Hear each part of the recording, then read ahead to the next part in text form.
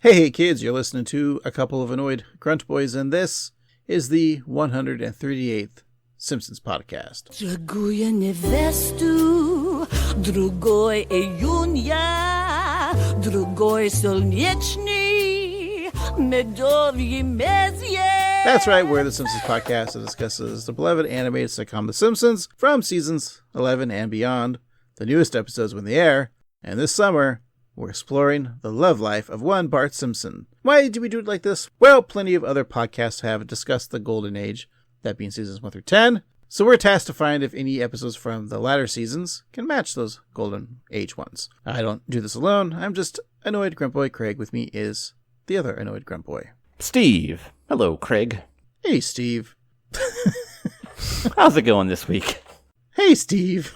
Steve, did you hear the big news? About peanut butter or other things? I was hoping you knew something that I didn't know, so I don't have to come up with a topic for this introduction. It's just we're almost at the dog days of summer. Do you know why they call it dog days of summer, Steve? Because that's when the dogs got the rights to vote. No, Steve, it has to do with the dog star, Sirius. It's the brightest in August. It has nothing to do with actual dogs. Oh. Learn your star signs. Well, I mean, do know that Dogstar is the name of Keanu Reeves' band. Other such celebrities like Russell Crowe, he has a band. Jason Schwartzman, Lenny Kravitz. He was in a band, and also he is in the Hunger Games movies. And he has got a hammer that plops out of his pants. Yep. Remember that great scene? It was great. And actually, in making about The Simpsons, there is a joke in the episode that he guest stars in, How I Spent My Summer Vacation, where he talks about not stuffing your pants. So it's relevant. Simpsons predicted his penis falling out. But we don't know about that because we haven't reviewed that episode yet. That's true. But let's see. A good podcast introduction should clearly state the show's name. Done that. And hosts. Did that. The podcast premise. You did that. And what listeners will gain from tuning in. Oh, okay. Confidence. Yeah, you'll get confidence, stupid. A new sense of porpoise. Uh-huh. About 1 to 2 more inches. Uh-huh. And your hair will grow back. And you'll make her squirm, too. It might be a typo. It's supposed to be a T, not an M. Oh. I'm pretty sure I've made every girl I'm with squirm. Yeah, you're probably right. Steve, are you enjoying this Bart Summer of Love? Has there been any standout broads for Bart? I'm sorry, Bart's loves, not broads. Yeah, Bart broads. Had so many good ones. I think I really liked. I still think that Sarah Silverman. I think her character is probably the most organic, but I think they've been a lot of fun so far, and I'm sure that we have many, many, many more weeks of Bart falling in love. And then next summer will be the summer of Mo. Yeah. I noticed, like, on Disney Plus, when I'm looking for this episode, have they always had, like, on their, like, main screen, like, collections of episodes and, stuff like that? I know they've had, like, the Treehouse collections, but they have, like, collections that are about, like, sports episodes or... Yeah. I'm not sure if that's new. If it is, that's pretty cool. And I swear, I thought I saw that the constant streaming is now, like, randomized, or maybe... I swear it was. I think you answered your own question, because I think those collections are what the streaming now is. Because I think the streaming is just collected episodes that have a overwhelming theme, because I was watching it this weekend, and there was like a Homer-heavy group of episodes, and I think that the collections, they're just playing those and calling them streaming and randomized. And I think that's what we kind of wanted, because I would notice, like, I mean, no offense to our podcast, because we watched from 11 Beyond, but if I turned it on and it was like season 26, I'm like, I'll wait like 3 more days when it resets to season 1. Yeah. I want to see the Golden Age because, get to do that for fun. We're just literally saying, God, our show sucks. We want to watch the good episodes. But we're having a lot of fun. I feel like we're not too negative on the stuff we've been seeing. No, I think we've been very good. when we talk about like the golden age, that's because like we were kids when it came out. And of course, we're gonna have like memories of like I remember watching an episode from like season 3, but in the meantime, trying to like do homework and watching that episode because it's Sunday or, well, not in season 3, but like we were older, like seasons like 7 and 8, watching it Sunday night, trying to finish a school project or up for Monday or begin it. Or that's what I meant, finishing and beginning to finish it. Yeah.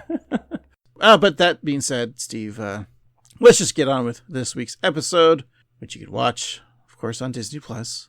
Mm-hmm. Let's mindset ourselves to that year, Steve. We're gonna have to go back in time to the year 2013, specifically Mother's Day of May 12th, 2013. What was every young boy taking their mom to see in the cinema for that weekend? Why, it was, of course, Iron Man 3. Steve? Yes? This makes me excited that it was Iron Man 3 because that means this weekend we will be going to the movies and you and I will be seeing Iron Man 3. Oh boy. I think it's interesting that for our Patreon listeners, we do a movie review podcast. And we've always talked about doing a podcast about the Marvel movies, which I think is unheard of. I don't think anyone's done a Marvel movie podcast. Untouched territory. But I think it's apropos to this podcast that we would start with Iron Man 3. Because our podcast just jumps around. Mm-hmm. Not unlike the folks from House of Pain. Steve, have you seen any of the Iron Man? This was part of I think this would be the end of phase 1. So you're looking at Iron Man 1 and 2, Thor 1 and 2, Captain America, The Incredible Hulk, and The Avengers, I believe. So have you seen any of those movies to know the story so far? Definitely saw Iron Man 1. And that's it. What happened is Iron Man 1 came out, and I watched it, and I was like, okay, this is fine. And then they came out with a 2, and I was like, oh, this is too much. They need to slow down. And they didn't. And now I'm a little lost. Well, I think with Iron Man 3, you can kind of just, it relies a lot. I don't know if it really relies, if I'm trying to remember correctly, because it's been a while. It takes place like right after the events of the Avengers movie. But I don't think you need to go and watch it. The idea of this, you should be able to watch any of the Marvel movies without pre-existing knowledge, because there's always exposition. I'm sure it'll be fine. This Iron Man 3, I won't say if I liked it or not because you'll have to find out. For Patreon listeners, patreon.com/AnnoyedGruntBoys. Listen later this week of our review of Iron Man 3. I'm very excited. This was, of the 2 movies we've reviewed so far for the Patreons, this is the one I'm most excited for. Oh boy. Just because I've seen it. Yeah. It's got some big shoes to fill with Tim Burton's Alice in Wonderland and the remake of Amityville Horror with Ryan Reynolds. But like, I might, because we're watching Iron Man 3, I might, we don't really use the wheel of random. I was going to say, I was going to rig the wheel of random to only watch episodes where like a Marvel movie was number 1 for that week. Don't try to stop me, Steve. Just no. Maybe convince me to like not rig it so we only watch Marvel movies for our Patreon. I mean, I feel like we could do so much more than Marvel. Just give me a reason. Oh, you just want a reason. Okay, well, you just want one reason. Well, it's because, like, the colors in the Marvel movies, there's a lot of red, Iron Man, a lot of green, the Hulk, a lot of blue, white, red, Captain America and Spider-Man. But there's not a lot of pink. I'm sorry, P'. Steve, what was the number 1 song on the Hot Billboard for that week? Why, it was Just Give Me a Reason by Pink, featuring Nate Roos. Roos. They probably don't use a lot of pink in the Marvel movies. They're probably too afraid it would look like toxic or scary to people because it could be like, I don't know. It'd be like in the medieval times when, like, they were worried about big monsters and they were thinking about them.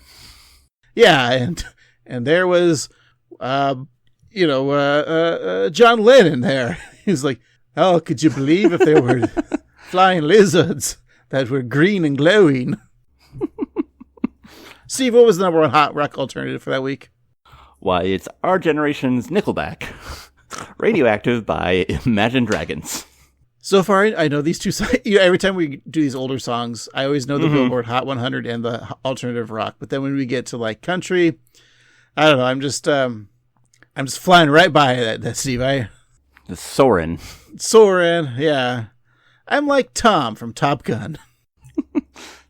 Secretly gay and a Scientologist? If I'm in an inebriated state and I can't draw a perfect vertical shape. Steve, what was the number one hot country song of that week? Why, it was Cruise by everybody's favorite drunken states, Florida, Georgia, Line. Can we just like pause and just share this space we're having right now? I mean, I guess but I got to take care of my small dog and my Latin singer who was on the Disney Channel. See, what was the hot dance electric song of that week? It was Feel This Moment by Pitbull featuring Christina Aguilera. All right, bit over, and we're going to just watch this episode, Steve. The Fabulous Faker Boy, in which Bart takes piano lessons from a Russian girl who he's got a crush on, and Marge has to teach her dad how to drive. Ooh. All right, Steve, let's go ahead and watch the episode and talk about it. We'll be right back. Jeśli odum sezon, jeśli ana pryczina dla whoopie making, dla making whoopie. Guys, thanks for coming to the show. You know, improv can be scary, but we're going to have a great time tonight. I just need some help from the audience, all right? That's me. All right, thank you. All right, can I get a word? Dildo. Okay, I heard Patreon. No, dildo. Okay. Dildo, Patreon. Okay, now give me a location. Dildo Factory. Okay. Give me the name of your favorite show that airs on Sunday night on Fox. Family Guy. Now, give me your favorite podcast about that show. The Quahog Boys. Okay. Give me a name of a food. Come. Okay. All right, let's do this scene. Hello, everybody. I'm the Quahog Boys. And when I'm not drinking cum at the Dildo Factory, I love to watch and listen to the Annoyed Grunt Boys on Patreon. That's right. They review movies from the episodes that they're watching that week, and sometimes there's even a special thing, like this month, when they're talking about The Family Guy, or rather, The Simpsons Guy, on their show. And it's only $5 a month. Why wouldn't I want to do that?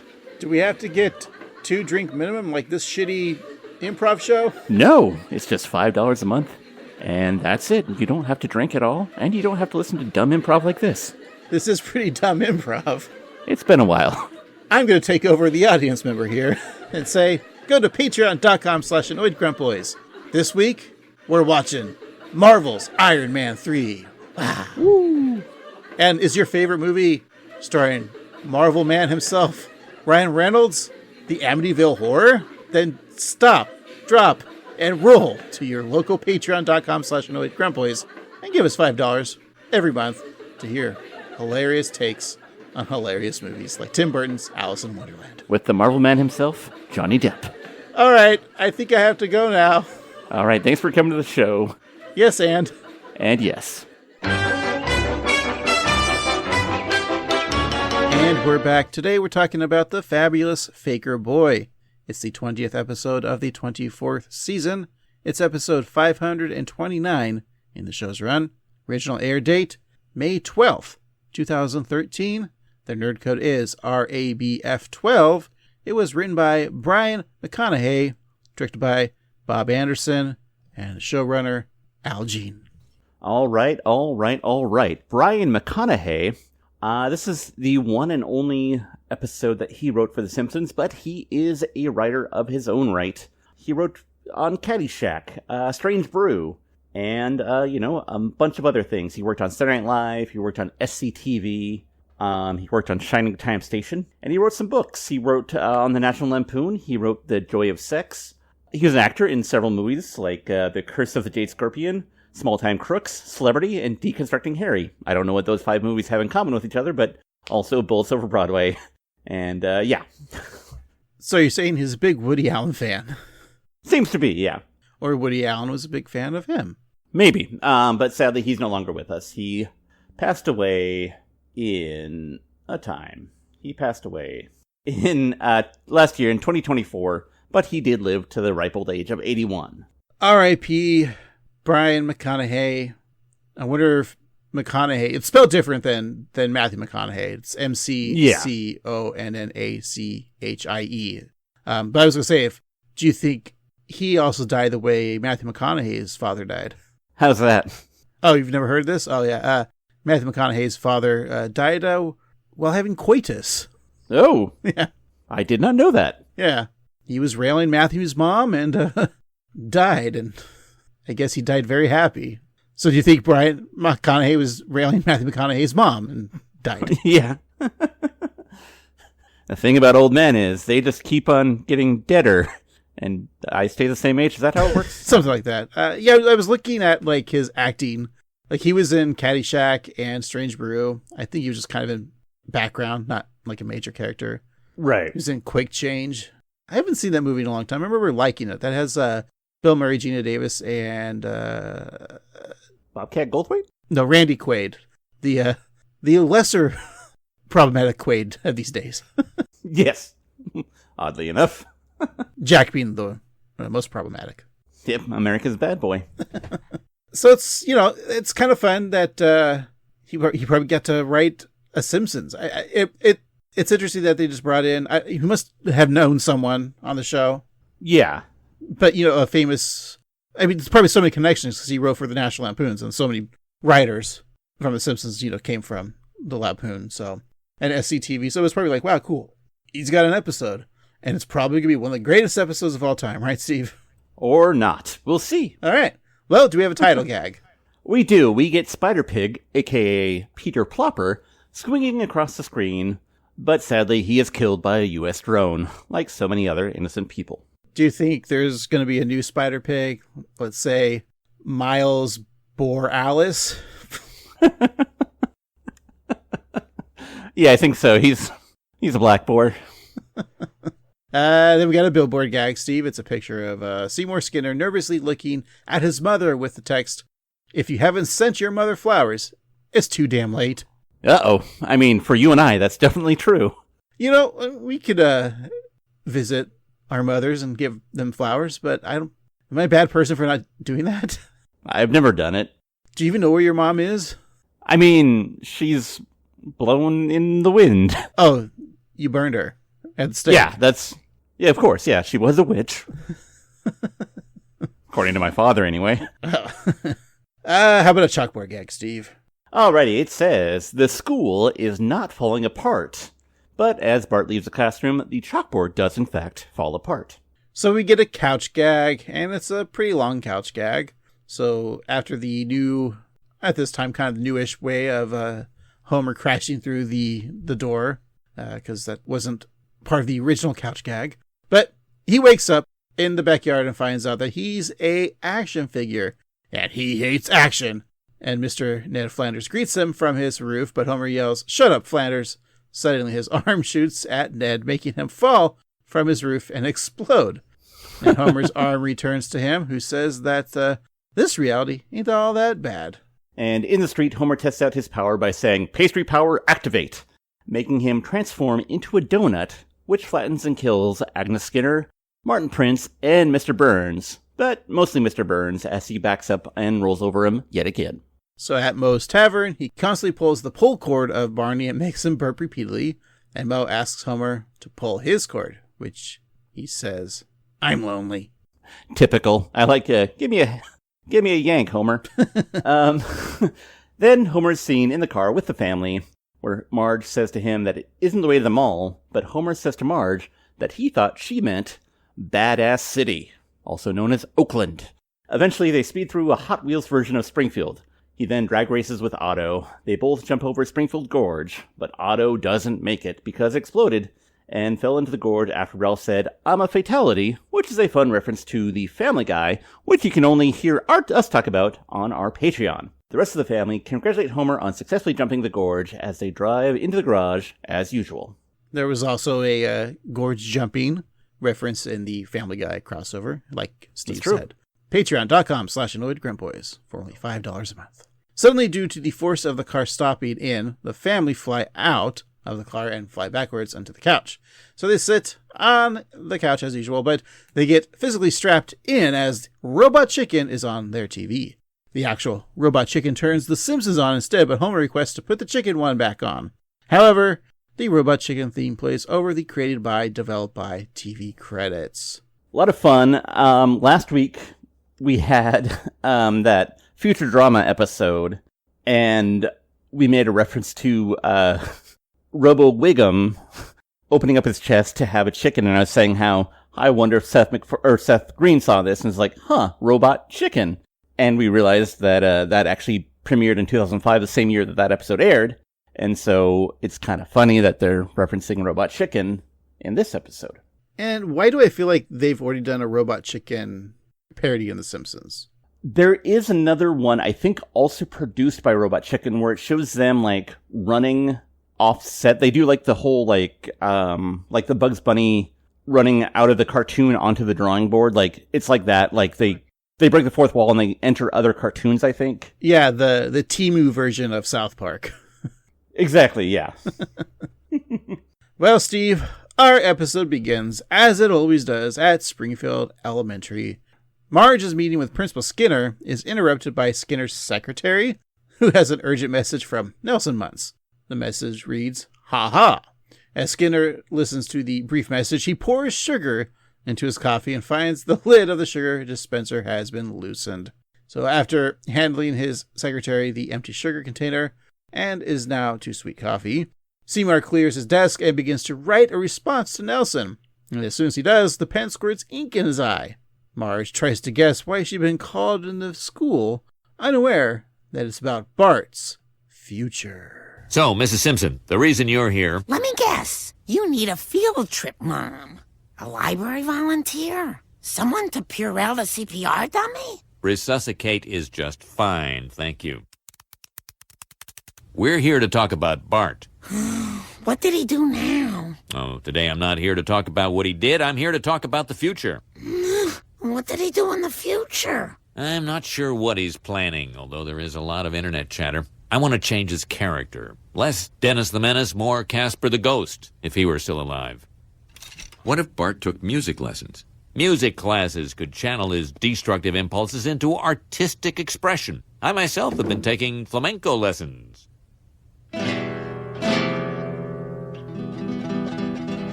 Got it. Music lessons. Why wasn't there like a beat when he said, I want him less like Dennis the Menace and more like Casper? Beat. Marge like, you want him dead? That would have been, yeah. Skinner should have just like looked up, like thinking about it and like, no. I mean, I feel like that was an attempt at a meta joke about how the internet wants to change The Simpsons. But I don't know. And that they want him dead and not in the air anymore. There's a lot of people. I saw when The Simpsons announced like the premiere dates for season 38, right? Mm-hmm.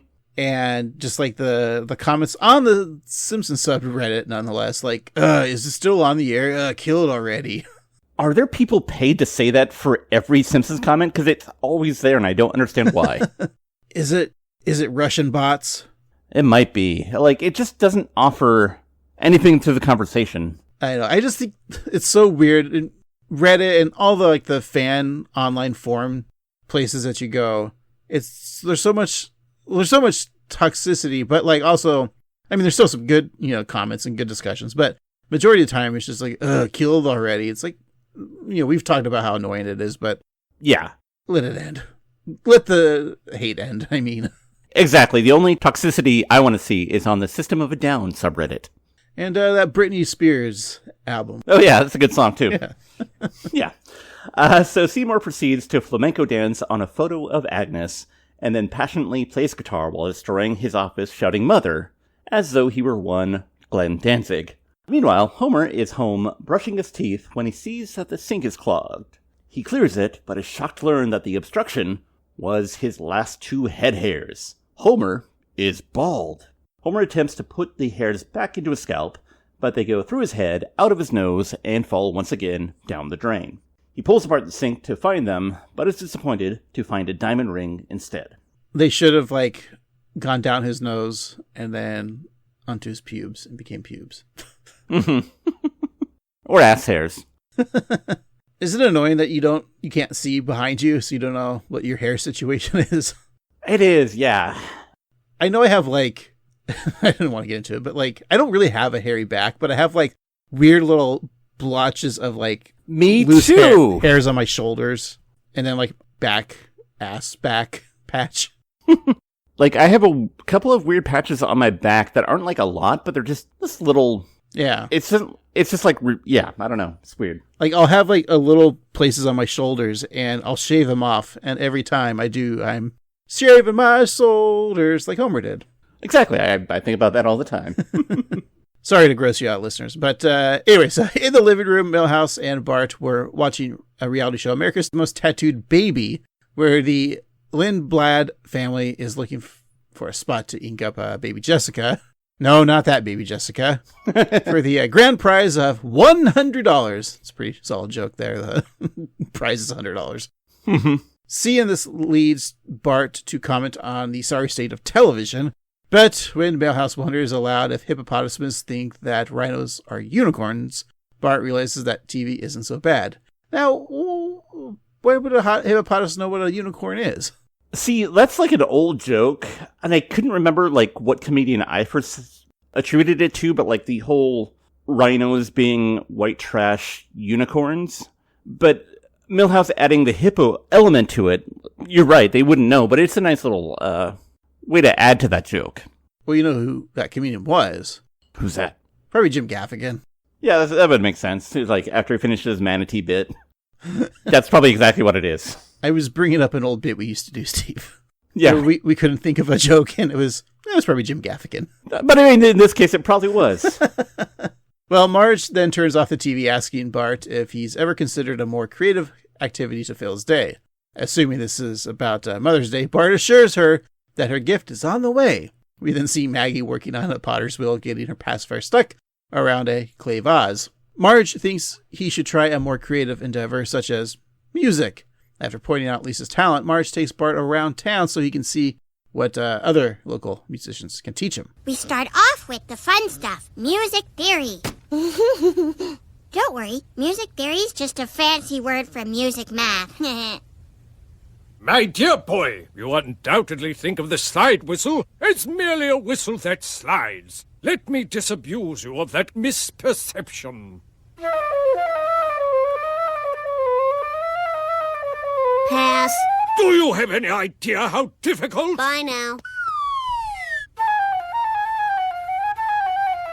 Behold, from the pages of Dune and Dune Messiah, Gurney Halleck's beloved zither, the balisette. Pass. When I die, you will carry on the tradition of the Frankenman.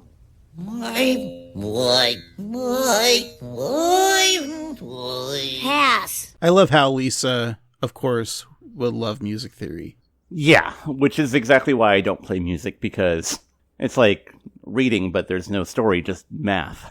I remember taking lessons, music lessons, and that was kind of like the first like couple weeks. I had to just clap and understand like all the notes and everything. And mind you, I was taking lessons to bone up on my music skills, playing the trombone. Get the joke? I said bone up. And so I was already like first chair trombone in high school, and then I was like encouraged to take more trombone lessons to get better. And so I did, but I just remember like the first week, my instructor was like, all right, we're not even going to play the trombone, even though like I clearly know how to. He was like, we're going to reset everything you know, and we're going to start doing music theory. And I was like, fuck. Ugh. I just want to play the theme from Saved by the Bell on my trombone. I would like to hear that. I have a little punch up for that clip. I don't know if it's too much, but I feel like when Mel was done playing his song, Bumblebee Man should have showed up and been like, you rang? Because he was playing Flight of the Bumblebee. I understand your joke. I'll let it pass. Okay, thank you. I have a slide whistle. Should I attempt to play that on the slide whistle? Yeah.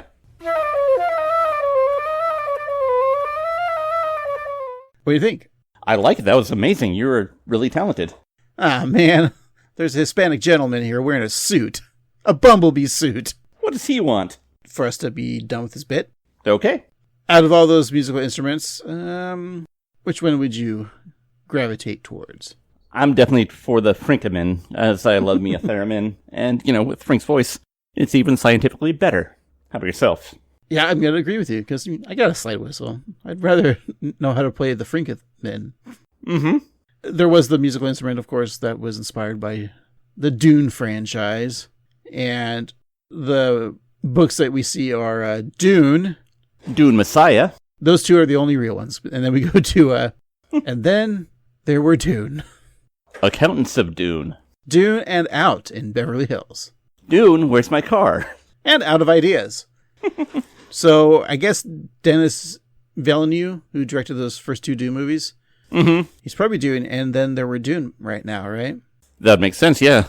Which book would you read, besides the first two? Definitely Dune and Out in Beverly Hills. It sounds like fun. I'm going to do Dune, Where's My Car? Because they probably did so much spice. Oh, yeah. And it turns out their car is just in their garage the whole time. Do they have cars in the... They don't have cars in the Dune world, do they? No, they got spaceships and the helicopter thing. What are they called? Helicopter. Something like that. They're pretty cool, though. Nice. They fly around like dragonflies. Oh, cool. Yeah. And then for a time when they were promoting the second Dune movie, Ornithopter, I think that's what they're called, the Ornithopters. They released the Ornithopter on Microsoft Flight Simulator so you can fly around. And it was honestly the easiest thing to fly because it's not real. Mm-hmm. So I'm cruising around Seattle, just checking out the sights. It sounds like fun. Yeah, it was a lot of fun. Well, at the Quickie Mart, Homer is stocking up on chips and duff when Apu refers to his headwear as a bald man's beret. And Homer didn't realize how obvious the hat was, but Apu says the only thing that screams, I am hiding hairlessness more, is a goatee.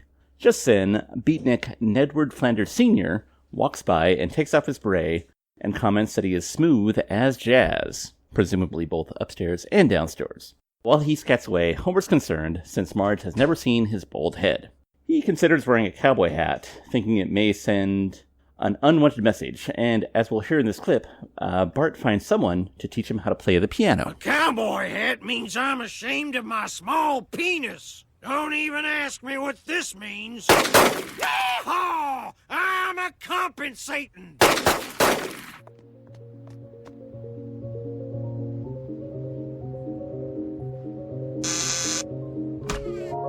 New student, sit at piano, my daughter teach you. You, mother, come to kitchen and see picture of my dead wife. That's okay. Oh, no. She is not dead in picture. She is dying. Let's go, Bart.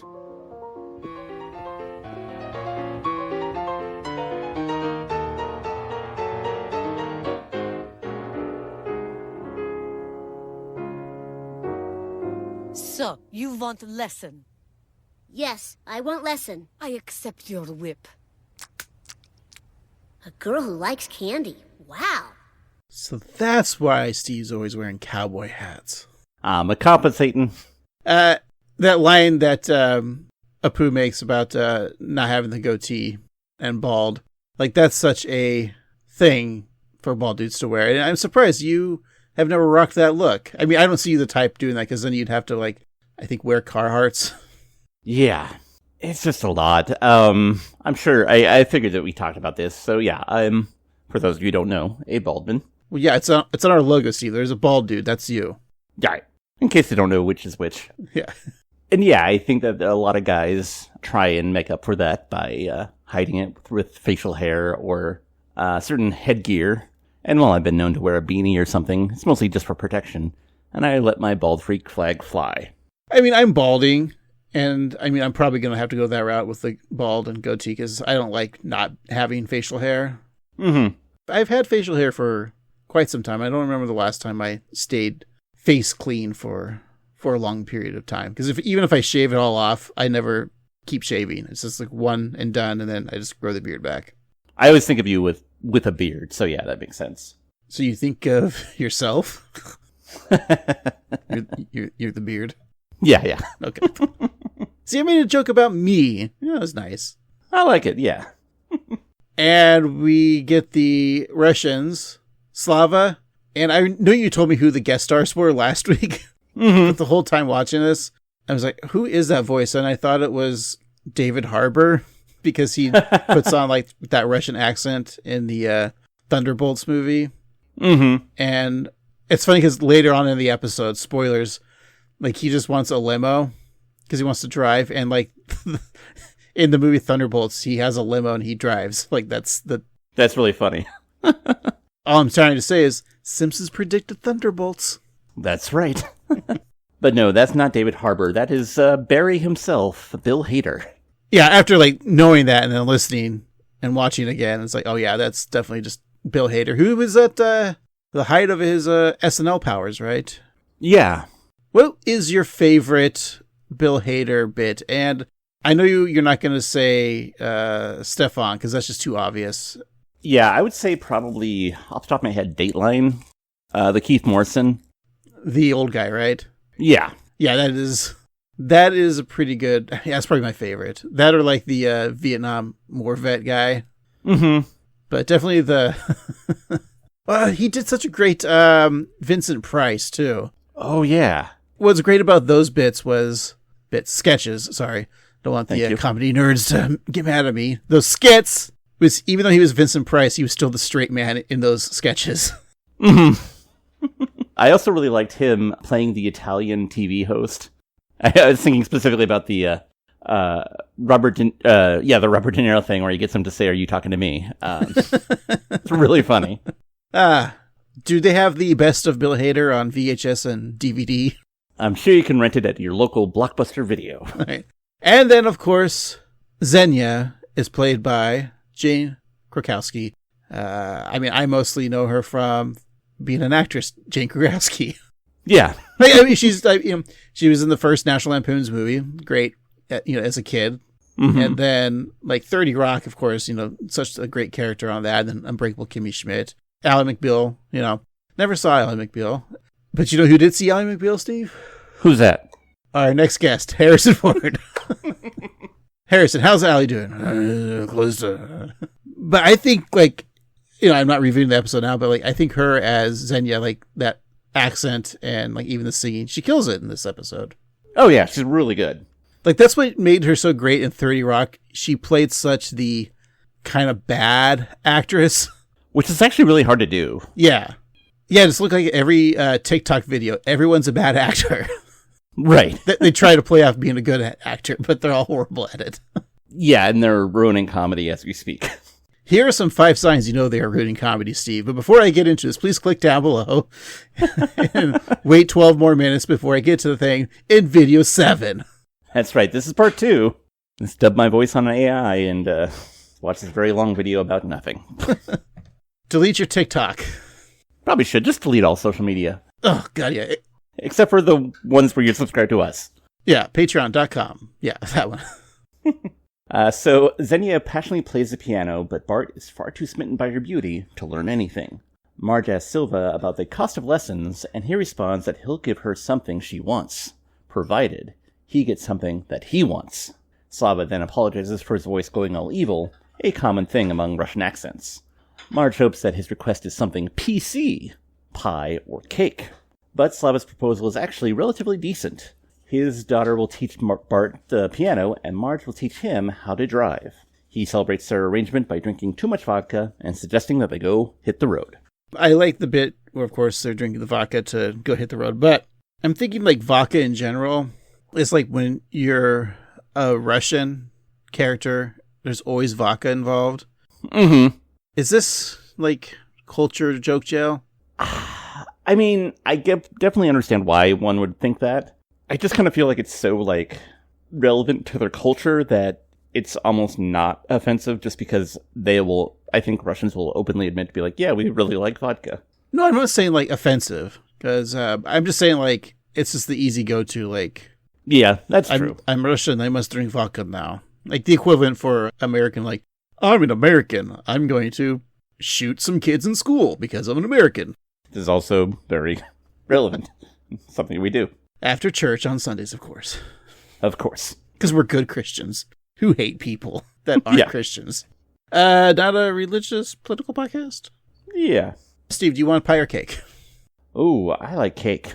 Well, then I'll eat the pie. All right. So Homer heads to the bar where Mo suggests that he drown his bald sorrows with his most expensive beer, Duff Platinum.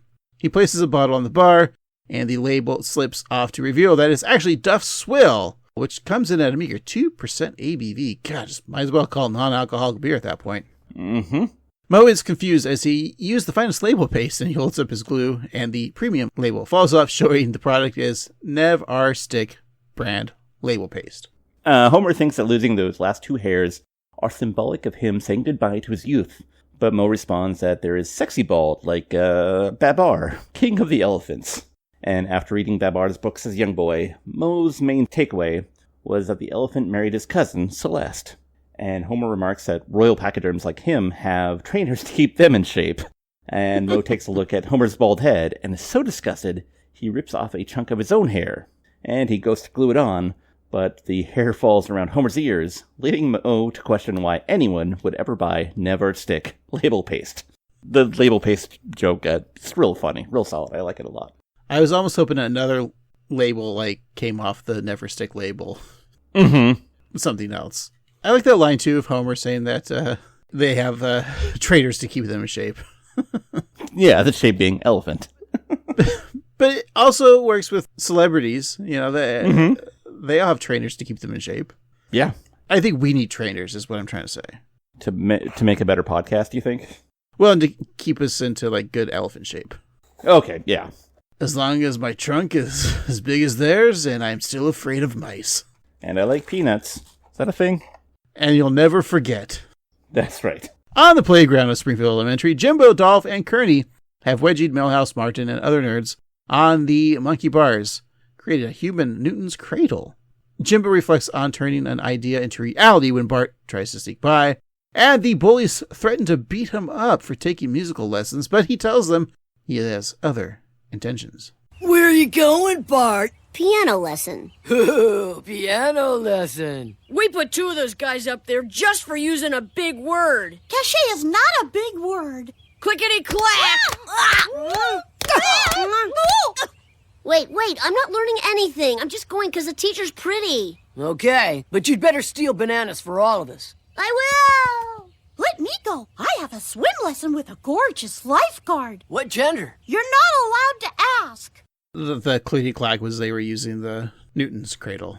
That was the sound effects you were hearing. And for those of you who don't know, Newton's cradle is one of those things that office people have on their desk. That's the metal balls on strings that you click one and they all rock back and forth.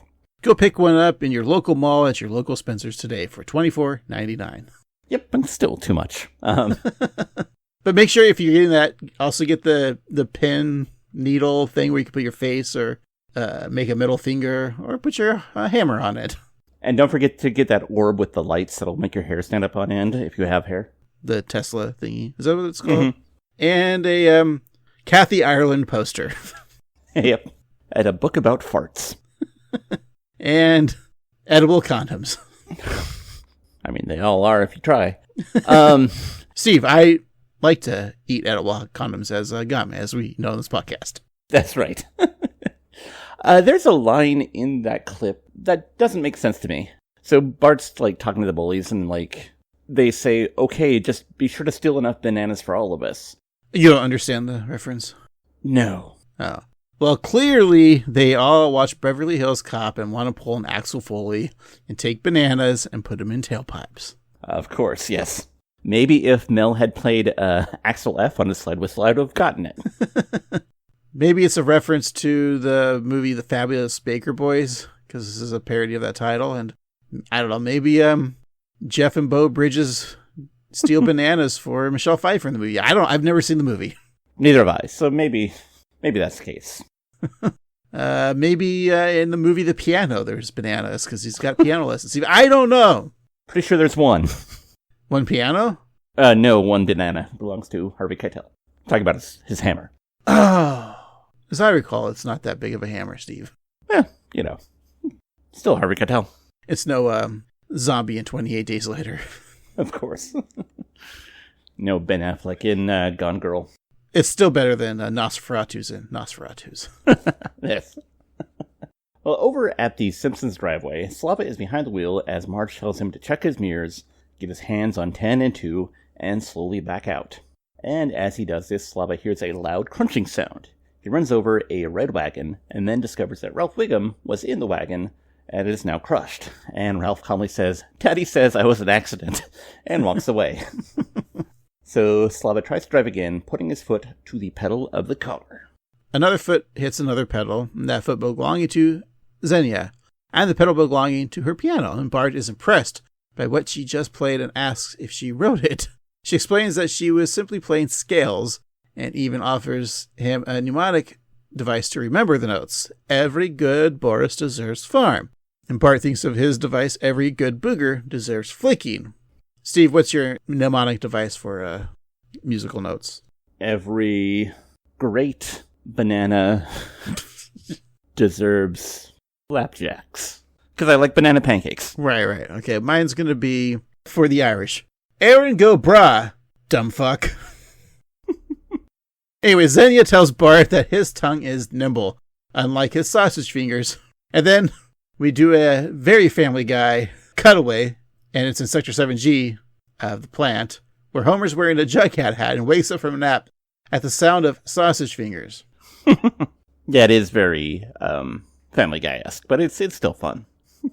So Zhenya takes Bart's hand and tells him to emulate her movements. And as he does this, he imagines playing the piano for a crowded room as Zhenya sprawls out on the instrument, singing Makin' Whoopee in her native tongue. Bart's fantasy continues with Zhenya in the snow, caressing a snowman until only a carrot is left, which Bart eats. And after a sleigh ride through Russia, they visit Lenin's tomb, not that one, where the Soviet leader gives Bart a wink and a thumbs up. Bart's dream is cut short by Zhenya yelling at him and whapping his fingers with the sheet music. She declares the lesson be over. Just then, Slava and Marge crash through their house, just like the episode Full House when Stephanie Tanner drove through the house. Which leads Marge to say that her own lesson is over, and Slava gets out of the station wagon, so Bart hops behind the wheel and drives his mother home. As we'll hear in this clip, Marge is growing frustrated with her student. What are you doing? We want to go backwards, like Russian economy under Putin. Stop making Putin jokes. You sound like police under Putin. Speaking of police... I'm sorry, officer. I believe my license is somewhere in these pairs of easy-fit blue jeans. Eh? That's not the way American police do things. Finally, someone who knows what a traffic stop is really all about. Chief, don't you think those jeans are a little tight? We're all not high-waisted like you, Lou, okay? It's a fun callback to have the blue jeans black market, like when Marge was a cop. And Wiggum still wants the jeans. Mm-hmm. Now, he could make a commercial. Are you saying that Chief Wiggum has great jeans? Yes. Actually, he doesn't, because have you seen Ralph? True. So while Bart hits random notes on his piano, Zhenya grows frustrated. She tells Bart that every note he plays sounds like a dying animal writhing on keys. And Bart may think that's awesome, but Zhenya is hoping to find more students so that she can earn enough money for her father to live out his dream. And as she shares her wishes, Bart flips over a photo of a mustachioed old lady to show a lovely young woman wearing a crown. Great little visual gag there. Zhenya explains that her father's dream is to own a limo where he can tell the big shots in the back that no, they cannot smoke. Bart tells Zhenya that he'll make her proud using his hidden talents. She responds, calling him Bort, that if he can ever make a miracle happen, she'd love his hands forever. While Bart practices his craft at home, Slava's driving lesson has landed him stuck in traffic between two airplanes. Bart continues to play, and Slava rear-ends Rainier Wolfcastle. When the movie star gets out of his crashed SUV, Slava runs inside the conveniently placed Russian embassy, which offers free HBO with Sanctuary. As Bart plays on the ghost of Mozart and Beethoven, watch, impressed, until Mozart realizes that Beethoven was deaf, causing Ludwig to look around nervously before running away. So Bart performs to a packed audience at his recital. Marge is beaming with pride, saying that she would have been happy if he were just a piano mover. Homer watches as well, now wearing a fez to hide his hairless head. Bart thanks the crowd and says he owes it all to Zhenya. Ned asks if Rod and Todd could also get piano lessons, telling his boys to treat the Ivories with respect and to not tickle them. Krusty's hoping to get lessons from Mr. Cheney, since the Musicians Union is far easier to muscle than the Humane Society. And once again, Bart thinks that he couldn't have done this all without Zhenya.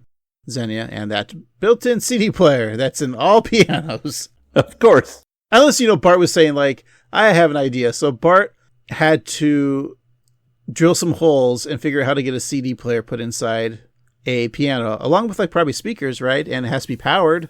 Mm-hmm. So Bart's like an electrical genius. Yeah, also we should point out that, Bart taking music lessons, he's already played guitar and drums, and we saw a couple weeks ago that he plays saxophone just as good as Lisa, so... Well, everyone knows Bart is, like, a genius. Well, that was the second episode of The Simpsons, of course, but... Of course. He is smart, he just doesn't apply himself. Right. Marge calls to him, and Bart thinks he's been caught, but Marge just wants to show how proud she is. Lisa, on the other hand, watches him with skepticism. Bart, I've never been so proud of you. Never, never, never. And now I'll always be at home in a saloon. Something smells fishy. Yar, that would be me. But I agree, there's something funny here. Is it me? No! No. Poor Krusty. Never funny. I know, it's sad.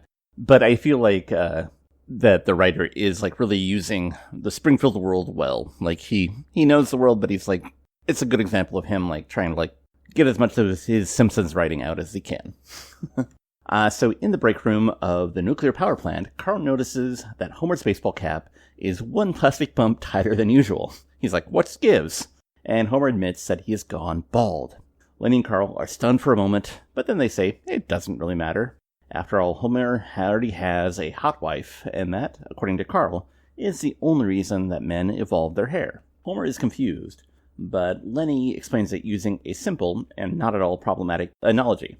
Homer lured Marge with his hair, trapped her with marriage, and then skinned her and field-gutted her by having kids. And now she's mounted on the wall for good, with fake glass eyes and a rubber tongue. Alright, so that may sound perfect in theory, but in Homer's reality, it's not so simple. Seeing that his friend is depressed, Carl offers that they discuss the matter further at Moe's. So when Homer comments that it isn't even noon yet, Carl retorts that he owns a watch and calls Homer an egghead. Luckily for Homer, another fellow Baldy can offer his own wisdom. And we'll hear in this clip, along with Helen Lovejoy, being a real see you next Tuesday. I couldn't help overhearing your predicament, mainly because my hearing is so great. Who are you? The answer to your prayers. Are you my guardian angel? If so, can you turn a pumpkin into a chariot? Even a used Camry would be okay. No, just a regular hairless Joe like you. Been bald since I was 23. With the money I've saved, I bought a yacht. Whoa, you're cool with it? I haven't even told my wife. You wait for the right moment, you show her that glorious dome, and then you rest it sweetly on her bosom and let the kisses flow like rain. Wow, is that what your wife did? No wife, I just slept with thousands of bald women.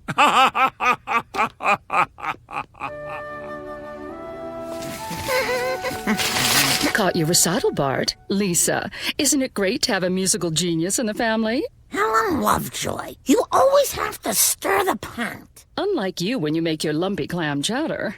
Lovejoy there. What a jerk. Like, it's one thing to her and Marge having these tiffs, but like bringing Lisa into it, that's kind of fucked up. It really is. Marge should be insecure about her cooking, so you need to bring up her lumpy clam chowder. Is Helen Lovejoy the worst person in Springfield? Like the most insufferable character? Yeah, I mean, like, I'm thinking about people who I wouldn't want to be in a room with. And, like, Kirk is pathetic, but I think it could be kind of, like, fun to laugh at him. Well, it's one thing, too, like, if you're in a room with him and you can just remember everything he says or does and just tell me about it. Like, this guy is just, like, it's sad and pathetic. I know I shouldn't be talking bad about him, but you gotta hear what he said. But, like, Helen, like, she's gonna judge everything you do and say, and it's just unsufferable. Like, you want to, like, I mean, she's the ultimate Karen. Yeah, I think she might be the worst. You're right. I'd probably say Helen. I'm trying to think of any other character at Springfield that I wouldn't want to be around. I couldn't stand. Like, Timothy seems fine. Like, he would just talk about his trains, and that's about it. He wouldn't talk about God, because he doesn't like talking about God. No, and, like, Ned would be kind of annoying, but he's nice. Like, yeah. You know, Duffman also, like, he's a lot, but I think he's probably just, you know, a lonely guy who wants personality, so he's fine. Yeah, Helen's the worst. But you know who's not the worst? Who's that? Patrick Stewart. That's right. We were excited to see what he was going to play. I obviously we knew he wouldn't be playing the number one from Stonecutters. Mm-hmm. But I like how he's just a random employee at the nuclear power plant. It's just Patrick Stewart with a mustache. And just here for this one scene. Like, is he doing a favor, or was this written for Pat? Like, I was expecting like a list of like bald men that are still sexy that was going to be in this episode, but they just only mentioned Barber the elephant. But I mean, Patrick Stewart's up there too. I know, that's why I assumed his character was going to come in and it was going to be actually Patrick Stewart giving Homer advice of like, I'm bald and sexy and you can be too. But I like this guy. He's Yeah. slept with thousands of other bald women, so. Like the lady from Star Trek The Motion Picture. Ooh, nice. Good call. So Lisa comments that Bart must be a musical genius, since frauds always get found out. And in the bakery department of the store, an employee hears Lisa and quickly writes mock over his sign for apple pie. And then he looks at his dessert again and changes the sign to say graham crackers and cinnamon. That's an honest guy. So with her gossiping work done for the day, Helen rewards herself with a case of afternoon fog red wine.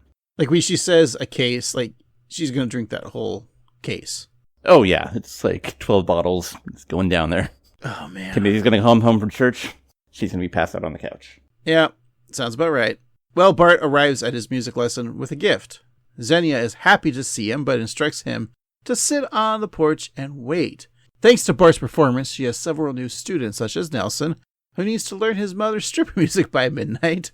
And Bart thinks Zhenya would be more appreciative, but she shows her gratitude by offering him an inflatable cushion and slamming the door in his face. Could you tell what like Nelson was playing? Like, was it any song or just notes? I think it was Pour Some Sugar on Me. I was hoping it was, yeah. Yeah. It sounds beautiful on the piano. Yeah. Or the slide whistle. So while Marge is cleaning, she discovers that she's mocked herself into a corner. She thinks quickly, leaping from the oven door, does a flip, and lands into her chair, never stepping on her newly cleaned floor. But then Bart comes in, stepping and putting muddy footprints all over the ground, wondering if Marge would still be proud, even if he didn't play the piano.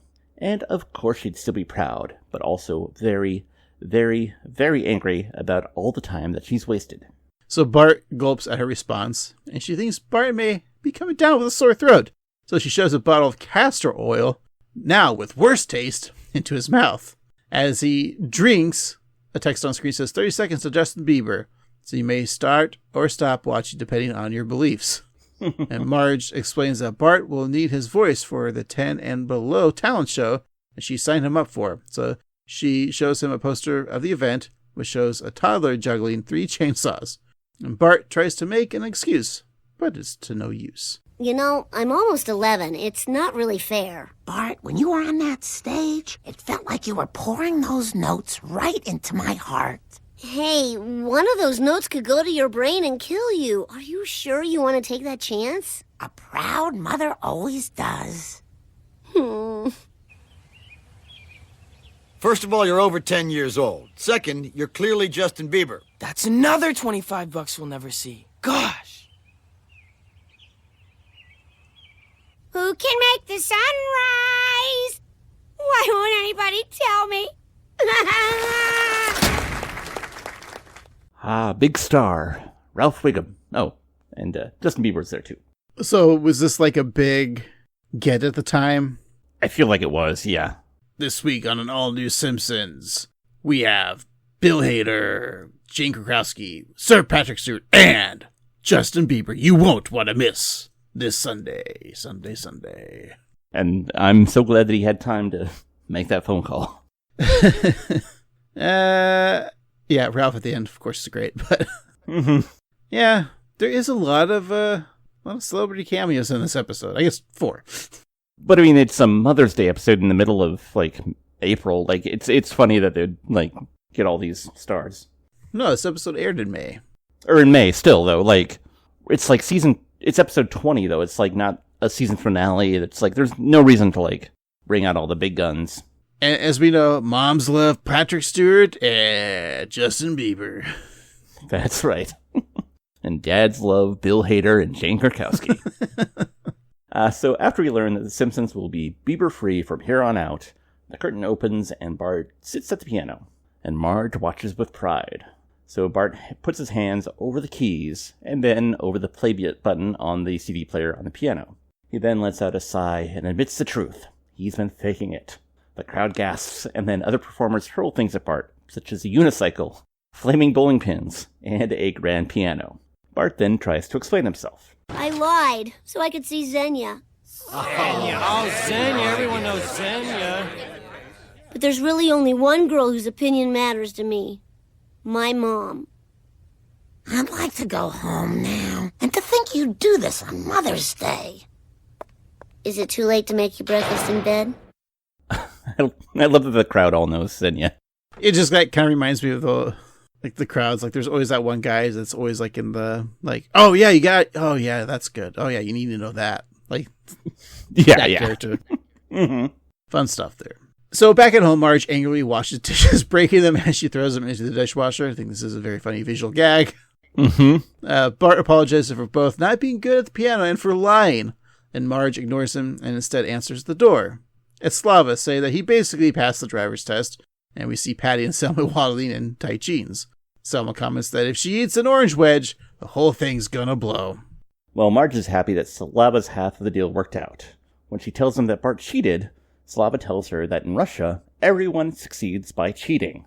Why, even Russian dressing is just Thousand Island. Marge is stunned.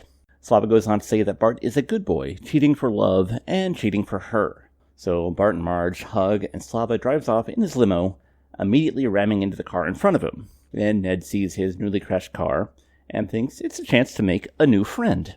Yeah, but Russian dressing really isn't Thousand Island, right? So you got your Russian Thousand Island and your Catalina, and I feel like they're all very close, but they're not the same. Okay, let me ask good old internet. Thousand Island and Russian dressings, while some have distinct differences. Thousand Island dressing is typically sweeter and includes pickled relish and often chopped hard-boiled eggs, while Russian dressing is known for a spicy kick, often derived from horseradish and sometimes chili sauce. Both start with mayonnaise and ketchup, though. Okay. As a kid, I loved Russian dressing. Mm-hmm. And I remember I saw it at the store a while back, and I was like, you know what? I want to try this again, see if I like it. And it's not good. It's just too sweet, you know?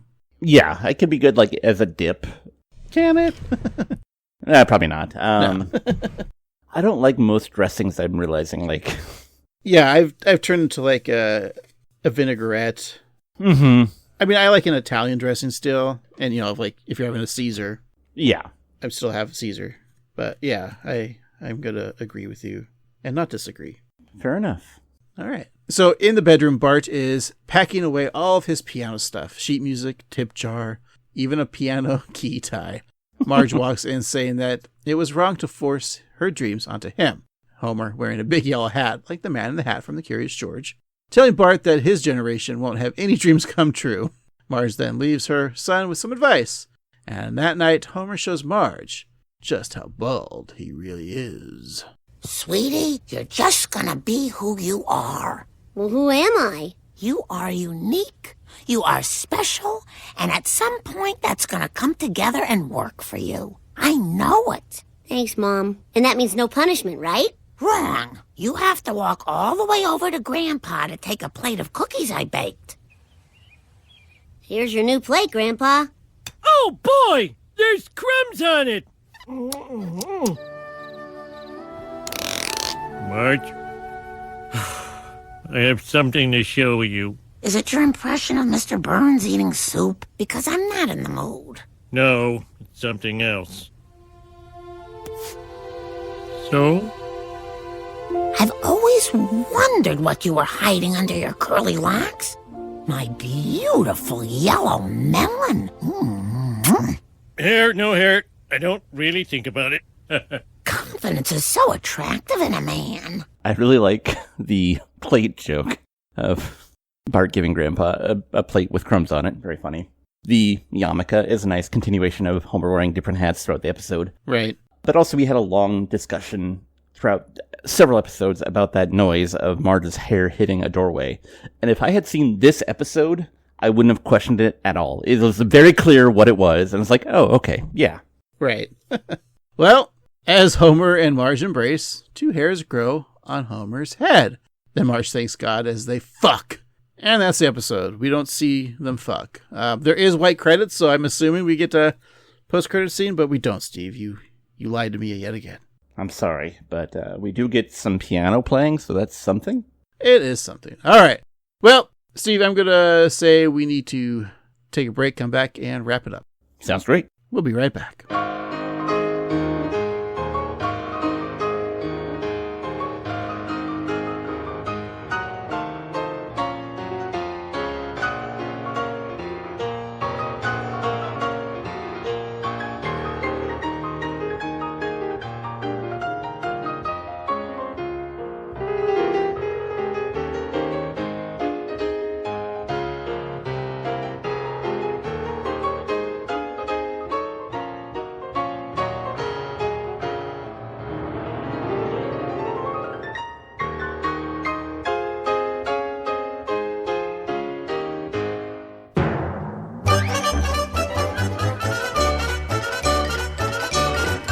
All right, we're back. Let's finish up this week's episode. The Fabulous Faker Boy. Steve, let's talk about how much of the jokes you liked. And maybe if there was an MVJ.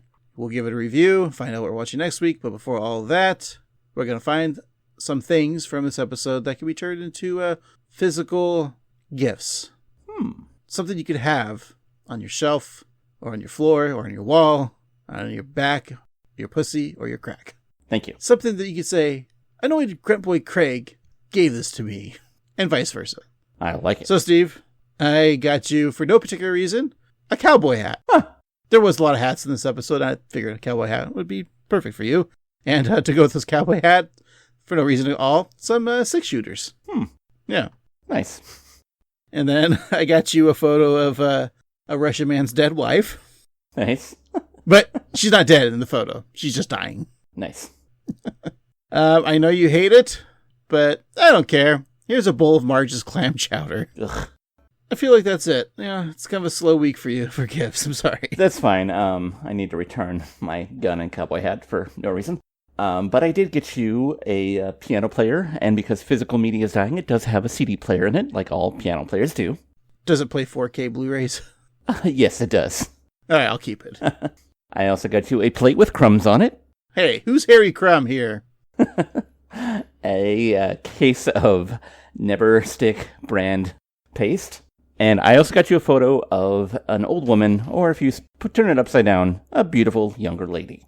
That old optical illusion. Mm-hmm. Steve, what made you laugh in this episode? Oh, there's quite a bit, actually. I really liked all the various hats that Homer wore throughout the episode, from the cowboy hat to the beret to the fez to the Jughead hat to the yarmulke. Great running gag. Slava, especially his joke that you just mentioned about the photo of his dead wife. Ralph in this episode, which is funny because both of his lines about how he was an accident and him performing on stage. Jane Krakowski did a lot of fun being that kind of stern Russian woman. Also, just a lot of throwaway jokes, like Marge backing herself into the corner with the mop and then doing the flip to land perfectly. The tattooed baby thing in the beginning. If I had to give a most valuable jokester, I think I'm going to give it to Patrick Stewart, just because I really liked his performance. What are your thoughts, Craig? Yes, I agree. The Patrick Stewart scene was hilarious. And you're right, the throwaway jokes, like you said, with Marge in the corner with a mop. But the other one that I thought was really funny was when Slava crashes into the building and Marge, just like her head is down. But then Bart is leaving the piano lesson and drives out. Oh yeah, like it's nothing. Yeah. If you're not watching, very funny scene. And you're right, Ralph, surprisingly, even in the Robot Chicken opening credits, has a little funny line. Mm-hmm. And him saying he's an accident. And just who can make the Sunrise. Please, I want to know. It's just such a very funny line. Lenny and Carl, of course, always great. With, like, you already got a hot wife. Who cares? But also the way they were putting it, too, is like, you've already, like, the way, like, you know, it's kind of demeaning of a person, the way they're describing Marge. And then I hate Helen Lovejoy. I don't like her throwing shade at Lisa. That's just, like, fucked up to do. Like, yeah, it's wrong. One thing you could give Marge shit, but never bring people's children up to this. And I know this now as a father. It's good that you're learning that. Yeah, now I understand. Not to insult children. Except for Justin Bieber in this episode. That was just yeah. That was just to get the tweens, the Gen Alphas or Gen Zers at the time there. But also, like, as much as we gave Justin Bieber so much shit back then, like, I think you should feel horrible just because he was treated so poorly in the industry of, like, you know, with P. Diddy and oh yeah, just using him as not a human being and like him just kind of like snapping. So maybe we were a little harsh on the Justice Bieber of the days. The Justice Bieber, yes. So MVJ, Bill Hader did a great job and Chris Kowski did a great job. But you're right. I think Ralph has like 3 solid things that I gave him MVJ last week, I believe. Wow. But just that who can make this the sunrise. Like I did the LOs with that scene. I thought it was very funny and very on Ralph. That being said, Steve, what did you think of the episode in general? Oh, I like this episode a lot. I think having Brian McConnachie as a writer, it does an interesting thing because doing a lot of like random callbacks, like the jeans or that joke with Sea Captain and Krusty. I think he like really like got out his like pen and like really wrote out all the Simpsons stuff that he could. And I think that he did a really good job voicing the world as both him as a writer and as like making a Simpsons episode that felt cohesive. It felt like a very like old school episode, and I realize it's, you know, over 10 years old, but you know, it felt like classic Simpsons. I thought the joke's really funny, except for the banana one, which I still don't get. Justin Bieber was unnecessary, but again, it probably drew some viewers, so that's good. But no, all in all, I think this is a lot of fun. The emotions were good. The jokes, it was such a joke-heavy episode that was, the jokes like really worked for me. So yeah, I'm going to say that this is a watch. And, you know, they're talking about counterfeit jeans, so I'm going to say out of a 501, I'm going to give this a 4.95, which I think are loose-fit cargo pants. What are your thoughts, Greg? Those 4.95s are always flying off the shelves. Mm-hmm.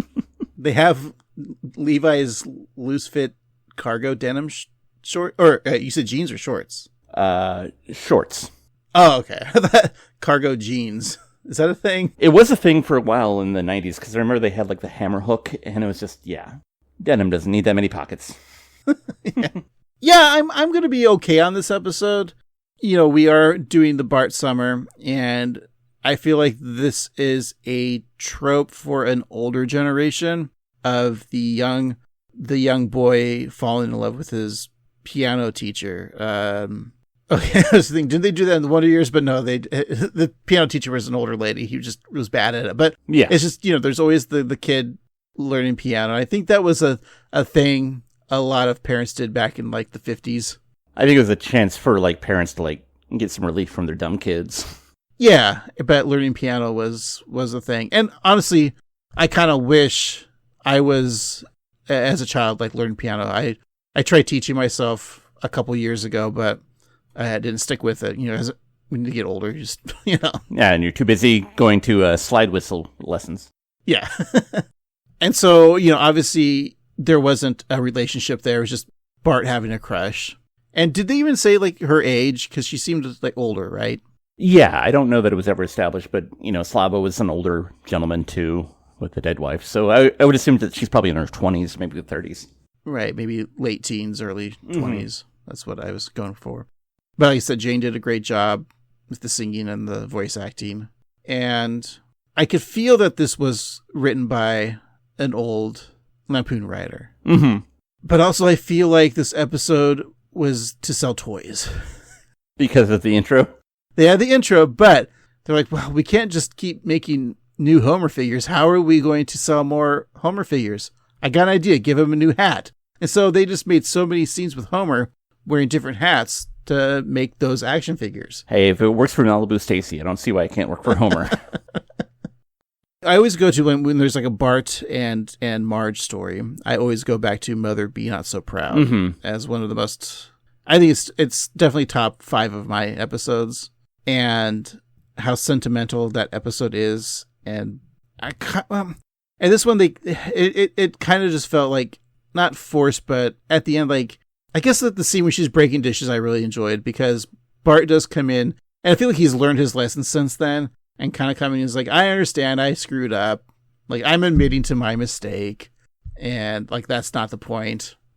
But I just didn't have that emotional resonance that I would have wanted, like, from Marge Not Be Proud. Sure, I get that. The Homer storyline is just kind of weird to me. I honestly thought without the 2 hairs on top of his head, he looks way better. I mean, that's the lesson to be learned about if you're a balding person. Let it all go. It looks better. Visually speaking, the character too of Homer, like I don't know, I think that works for him. Mm-hmm. And it's kind of silly that Marge, like I don't know, the hairline kind of was dumb for me. I don't know. Maybe it's because I'm not like you, Steve. I would say, and you'll never will be, but I give it like 3 years and you will be. Yeah, I'm getting there. Maggie, of course, had the good scene of the making the clay pot so that she got her residual check from this episode, so that's good. Stay in the union. Yeah, I'm not as enthusiastic as you are about this episode. So if I give this a ranking, a piano, of course, has 88 keys. Of course, 52 being white and 36 being black. Mm-hmm. So after I give it out of 88 keys, I'm gonna give this 69 keys. Nice, Steve. We're circling the drain of Bart's summer, I believe. I think so, yes. But we have another episode coming up, I think, that might have a little bit of Bart love. Of course, you don't know about it. Right. Because I'm going to have you guess the episode title that we're going to watch next week. It is from season 17, episode 21, if that helps you out. Well, I mean, that does a lot. But, of course, this week's episode was The Fabulous Faker Boys, which is the take on a classic Michelle Pfeiffer film. And so I think they're going to parody another Michelle Pfeiffer film. Of course, that being Dangerous Minds, but it would be called Dangerous Moes. Ooh, scary. I can already see it now. Sitting in that chair backwards. Yeah. With spider clones of himself. Mm-hmm. Sadly, it's not, Steve. Nah. It's in fact called The Monkey Suit. Ooh. What do you think that's about? Whew.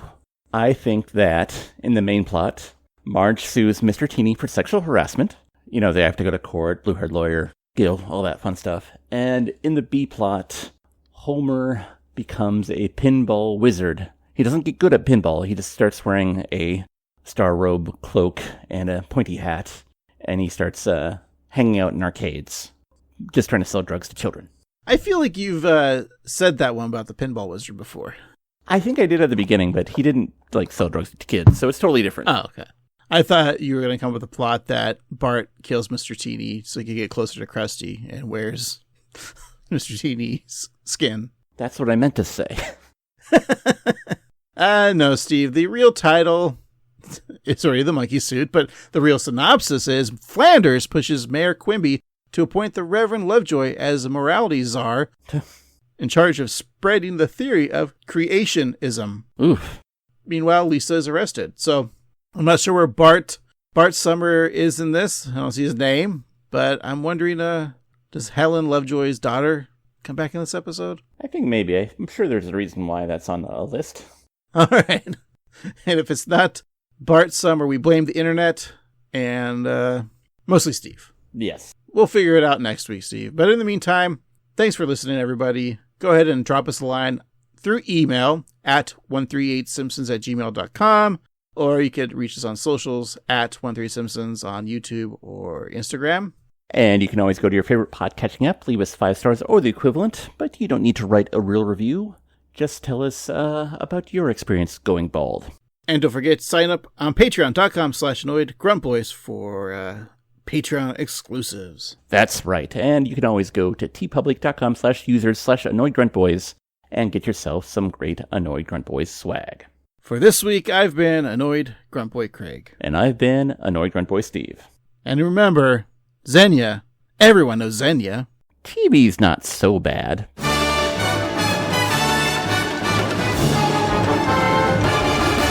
Who can make the sun rise?